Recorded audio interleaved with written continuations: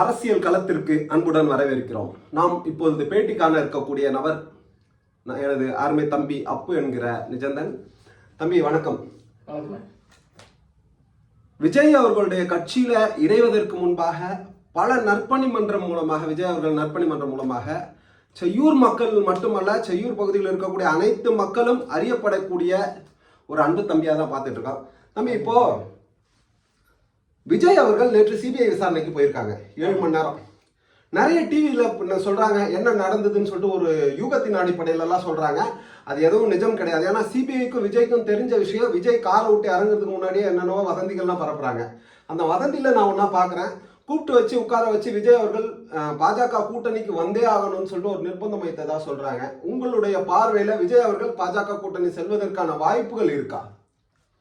இப்போ first of all பார்த்தீங்கன்னா, இந்த வதந்தியை பரப்பக்கூடிய ஆள் யாருன்னு பார்த்தீங்கன்னா, இப்போ ஆளுங்கட்சியா இருக்கக்கூடிய திமுக தான். ஓ, பிஜேபிக்கு போறாங்கன்றதே திமுக தான் பரப்புறாங்கன்னு குற்றச்சாட்டு வைக்கிறீங்க.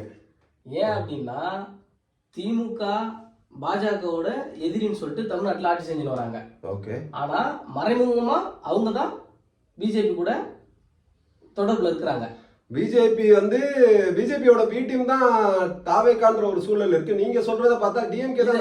இதை நீங்க கொஞ்ச காலமா தலைவர் தளபதி அவர்கள் கட்சி ஆரம்பிச்சதுல இருந்து யார் இதை பரப்பாங்கன்னு நீங்க நல்லா பார்க்கணும். யார் பரப்பாங்கன்னு பாத்தீங்கன்னா, திமுகவும் அதை சுத்தி உள்ள கூட்டணி கட்சிகளும் தான் அதை பரப்புது.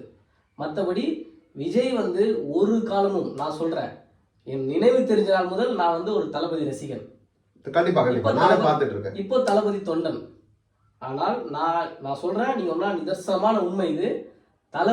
தலைவர் விஜய் அவர்கள் ஒரு காலமும் பிஜேபியுடன் கூட்டணி.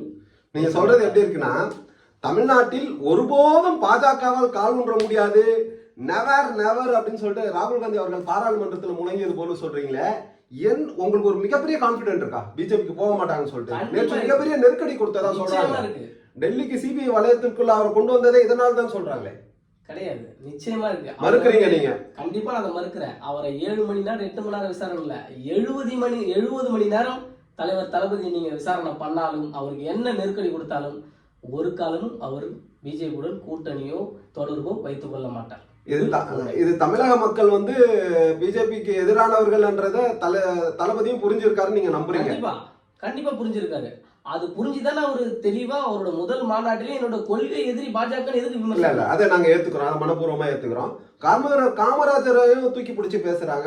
காமராஜர் குறித்து உங்களுடைய பார்வை என்ன? காமராஜர் நம்மளோட கல்வி தந்தை இல்லைங்களா?